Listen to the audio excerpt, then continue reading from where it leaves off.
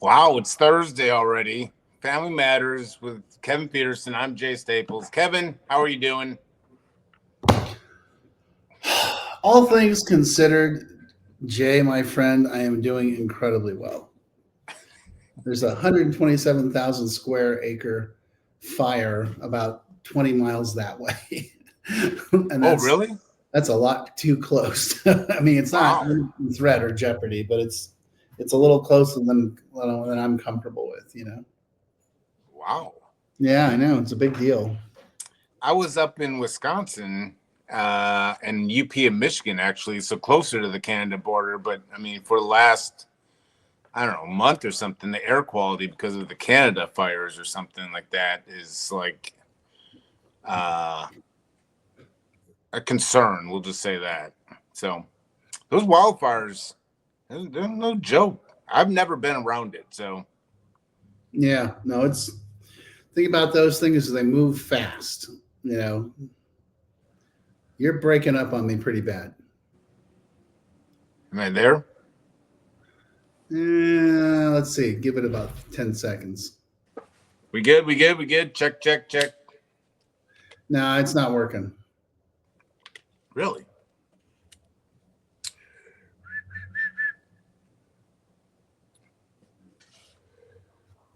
We've hopefully we get. Am I still breaking up? Yep. Wow. Let me.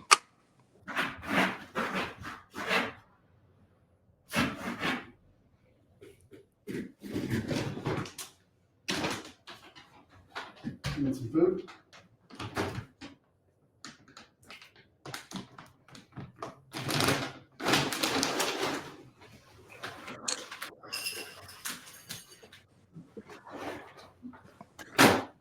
Feeding your dog. How was this? Oh my God. Like night and day. Really? Yeah. Well. Yeah. Sorry. Bert started jumping around. So got to take care of the man here. All right. Try again. Well, let's just try this. You know what? Nashville. Good. Can never trust Nashville.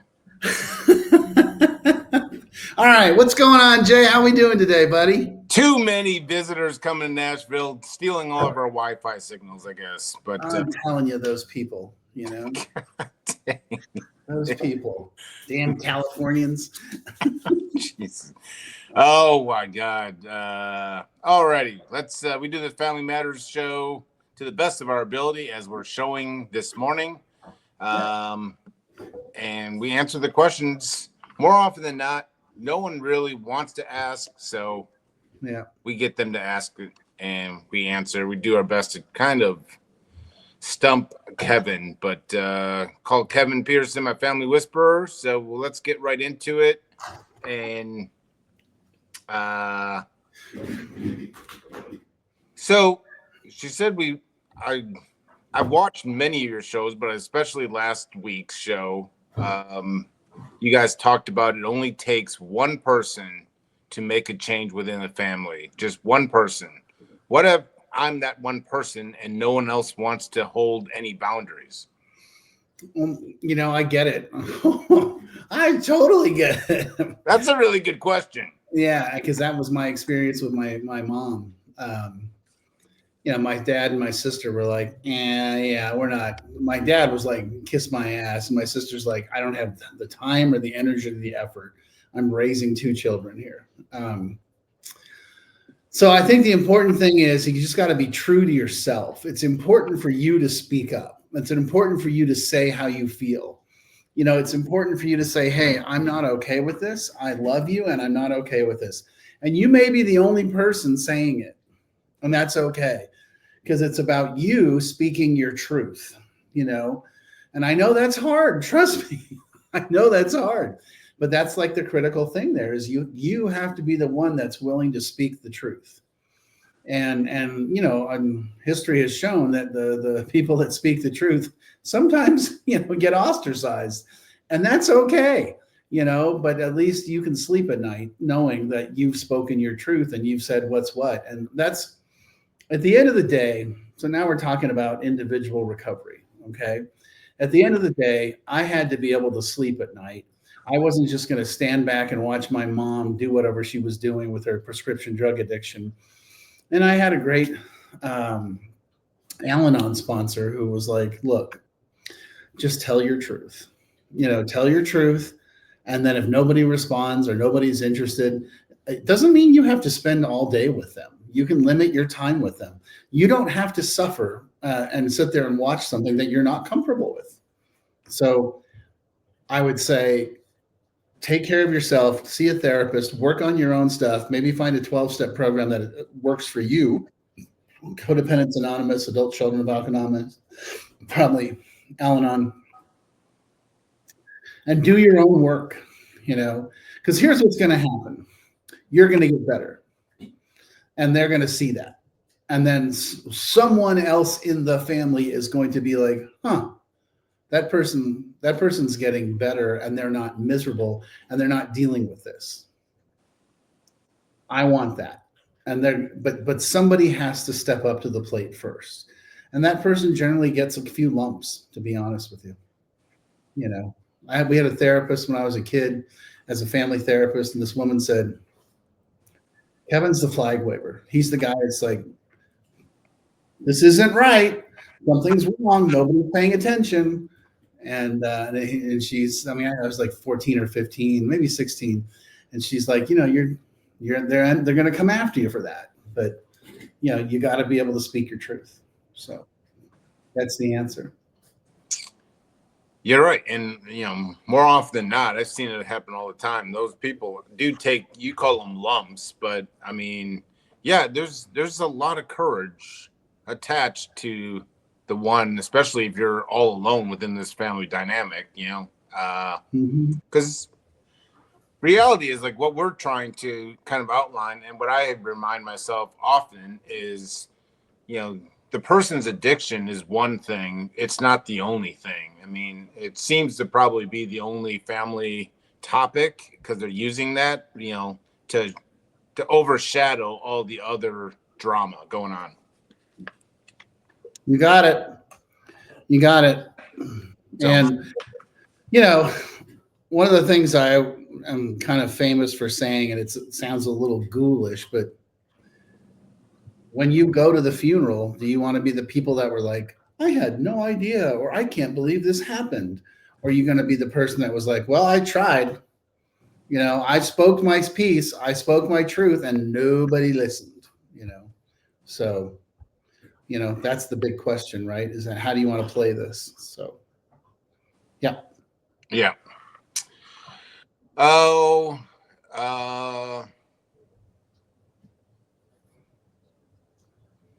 So another long email, but we'll just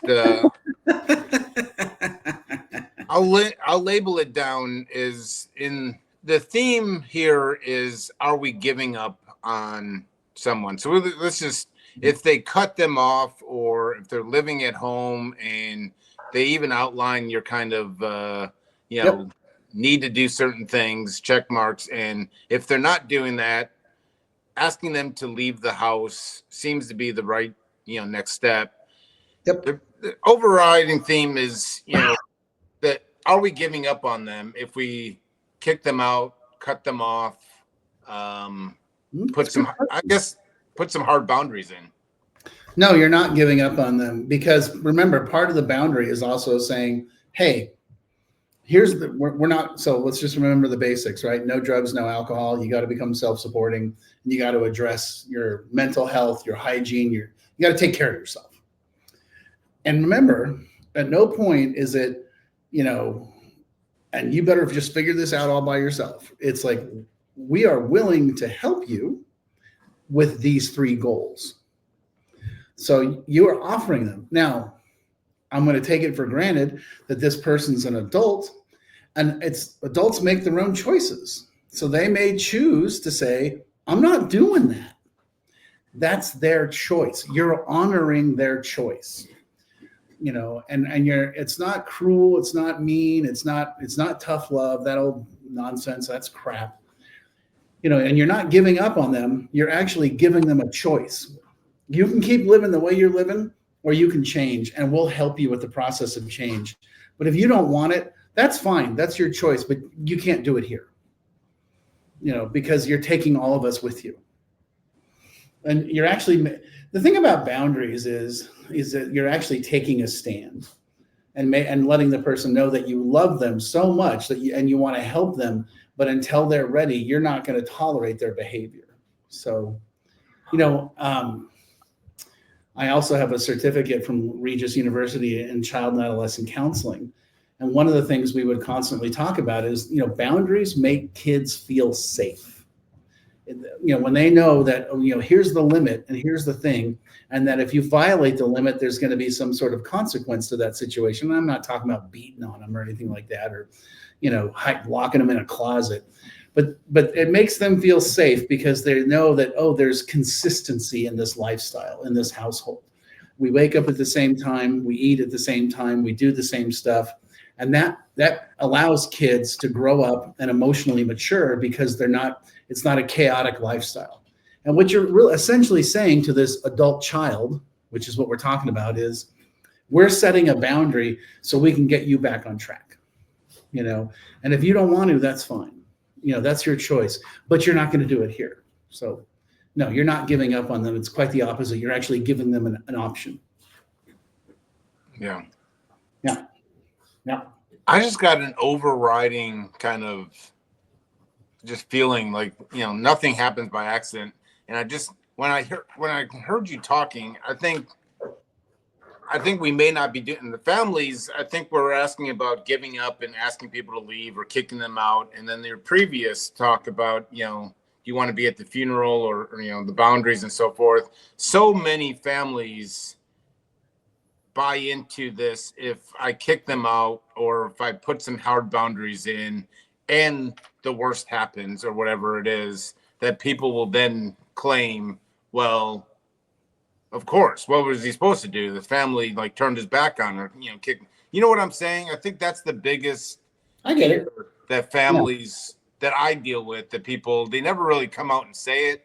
They buy into what they think people would say about them. Right. And I totally understand that. And I get that. And the thing is, those people that are saying that have never dealt with this situation. They don't know what it's like to have somebody that's, addicted to drugs or alcohol or struggles mightily with mental health, and that's tearing the family apart. So they don't know, they don't get anyone that's making some sort of snide comment like that, like, well, that's crap. And I know that's hard trust me, I get it. No, yeah. Yeah. And I to these families, the woman, whoever sent that email, I completely get it. And I understand. And I agree with everything you're saying and all the concerns that you're having. I just want to tell you, at 34 years sober and 15 years, well, actually 17 years in the mental health world, there's no other way that works. You're not going to rationalize with this person. You're not going to reason with them.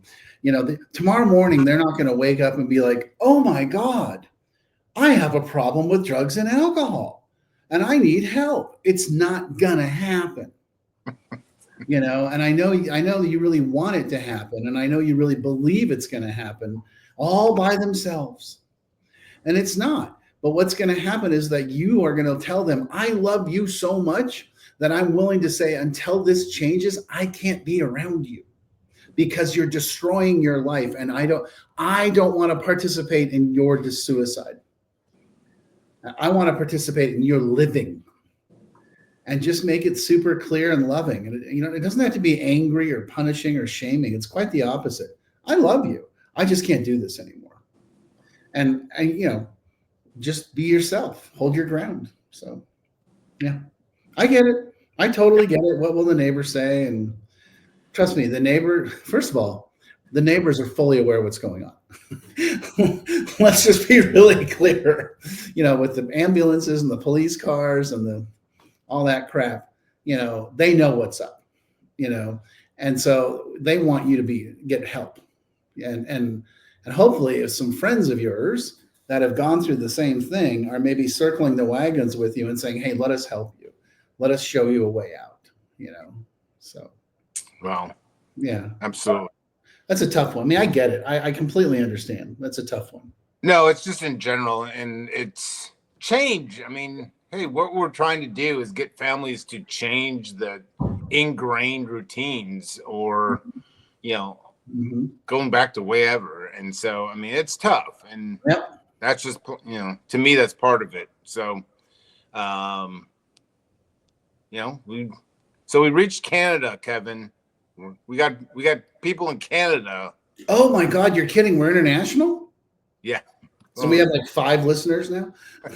So she says, I watched, me and my husband are up in our late 80s. This may not be a pertinent question for you, she said. I think the word pertinent, but so they're talking about post life and leaving wills and so forth, and they're she talks, her husband and I been concerned about their beloved son. He's 51, has shown no sense of wanting to get help. Have you ever come across, she said Kevin, they never say Jay, which is a whole new issue, but they're emailing you. I mean, whatever, but it's something. I'm seeing my clinician tomorrow, so maybe it's a topic, but I don't know why I make this all about me. But Kevin, have you ever come across or been asked or worked with families about estate planning, and do you have any resources or ideas around? We'd hate for our son to be left money and only to piss it away. She says. Yeah, just blow it. So here's my, I mean, do I have resources? No, I'm sorry. That's not my, and I would not feel comfortable giving you advice. Yeah. My advice is you should talk to an estate attorney or probated, someone and a financial planner. Because what I can tell you is you can make conditions on the estate, on the, like, let's say the will or whatever, you can say you got to be in school, you got to be sober, and it's your money. You can do whatever the hell you want with it. I mean, Canada's probably different than the United States, but it's you are completely in charge. So don't be shy to say, we know our son's a complete disaster when it comes to drugs and alcohol. So, we are going to insist that he, be sober and have regular drug tests or use a sober link and, participate in therapy and, da, da, da, da, da. And if he does that, then, you can give him a monthly stipend. I mean, you're in charge. It's your money. You can do whatever the hell you want. You don't have to die and just hand him a lottery ticket, or you can put it in the hands of a sibling or something, or an executor. I mean, my wife and I in the last 11 years have lost all 4 of our parents and watched the process evolve and how it works. And yeah, trust me, there's every situation was slightly different, and there was always one person who was the executor who was in charge, which is a terrible job. But they had to follow the will. They had to follow the dictates of the paperwork, and the lawyer would just be like, well, this is it, man. This is how it works. And it's just your job to oversee it. So yeah, go ahead and make all the conditions you want. I would say, go back and read my book and take a look at the fact that it's no drugs, no alcohol. You have to be either going to school or working or a combination of the two. And you got to be going to therapy and maybe some meeting and taking care of yourself. And I would say those would be the 3 conditions in order to get the money on a monthly basis. Don't give them a lump sum payout. Trust me, they'll be joining you in heaven quickly. At least I know I would. Yeah. Well, so I'm 48 years old and coming up on 17 years of sobriety. Yeah. And I will say that technically it's still in my parents' will that I do not have access to any money until I turn 50 years old. And, we've always talked about getting that out, and in turn that my 2 brothers would have access to it. They would be saying yes, he gets the money, or no, he's not, or he can, they would be kind of controller of my money post 50, I think, or something like that. And so I kind of lived this out. Like, so the will was drafted obviously previous to 16 years ago, but there's something still about that. I know it doesn't bother me that it's still in the will or whatever, and hopefully I don't, my parents live another 10 years or something, but so I can tell you that it's been in, my parents had to go through it. I mean, they put it in wills. Like, it's not as airtight as you outlined it. And I could tell you that if I was still in active addiction, I would be craving that money and so forth like that. And yeah, thankfully my parents, never talked to you or read your book. A lot of that was just going to fall on my brothers, whether they were going to say yes or no. But they also knew, and, my parents, may not have come out and said it, but, they would have been shocked that if I would have still alive at 50. So, it's out there, and there's a lot of, it can be done, and Kevin is exactly right. So I'll come from the other side of it. Like, if I was in active addiction, it really wouldn't be all that tough to convince my two brothers to give me money. I don't think, who knows, but I like the fact that there's some mile markers or checklist items. If he's actively, throwing away his life, he doesn't need a lump sum of money. But it certainly can be done. I know this is all United States. I don't think Canada's all that different, but yeah, I can tell you, I still live it, and it's a healthy reminder for me to where I've come from. And this is 16 years sobriety, almost 17, but my parents had to go through it. So it's not a unique situation. I'm sure a state lawyer will probably be like, oh yeah, they'll know exactly what you're looking for. So yeah. And don't be afraid to put conditions. It's okay to say you have to be sober and it has to be verifiable. It's okay to say you got to I don't care if he's 50 years old and working at Starbucks. It doesn't matter to me. I want him working. And it's okay to say, and it's required that you take care of your mental health. You check in with somebody that your hygiene's good, that your mental health is good, that you're taking care of business, and that your bills are getting paid, and because otherwise you're just basically handing them a loaded gun. And it's funny, my grandmother, my dad's mother, Virginia, her family grew up in the Berkeley Hills in California, and her dad, my great grandfather, was a trader between the China and Japan at the turn of the 20th century, and very wealthy, had a huge area, which is now a state park. And it had always been kind of like this, family not rumor, but like legend of, oh yeah, your great grandfather, oh my God. And they were all these wealthy, and I was like, well, what the hell happened? Why am I working? This is bullshit. And I ended up meeting in 2007. I ended up meeting my dad's first cousin, a guy named Buzz, and it was at my dad's 75th birthday party, and I was like, "Hey, Buzz, I have a question for you." And he's like, "Okay, sure." I said, "The legend of your side of the family is," and he's like, "Oh yeah, totally." He's like, "My aunts and uncles, what they did after the old man died or somewhat early, and they just kept shaving off parts of the estate to pay for their lifestyle." And he's like, "If they hadn't done that, you'd be a multimillionaire." I'm like, and I was telling a friend of mine, and she was like, "Kevin, you'd be dead. There's no doubt in my mind that you would be dead." And I'm like, "Yeah, you're right." But I still think about it. But there's nothing wrong. I mean, the worst thing you can do to an active alcoholic or an addict is hand them an unlimited supply of money. Because you're basically signing their death warrant.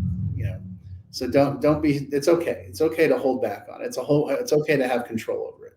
Nothing wrong with that. Money and time. I mean, if you don't have to work and you have access to money, I mean, in active addiction, That's gasoline to that wildfire. So, Oh my Lord Almighty. Yeah. oh my God. Well, you can clock out for the rest of the day, Kevin. I think you've done enough. So we'll do this each and every week. Keep the questions coming, and if there's someone mentioned that we don't necessarily get into our stories all that much, and so I think we'll do more of that. But if there's anything particular, we'll just ask us. Like, we're both open books, so. Oh yeah, no, I'm happy to share my story. I'm happy. You don't need to have, end with a question. Just kind of, ask us, our story or anything like. If there's a certain topic, sky's the limit for us. Obviously, as you can tell by this show, there's zero rules and no one really watching over us. So we can do whatever we want. So no filter. Kevin, we'll see you next week. Right on, brother. No one's watching us, Kevin. That's the scary part. I know. So I'll see you.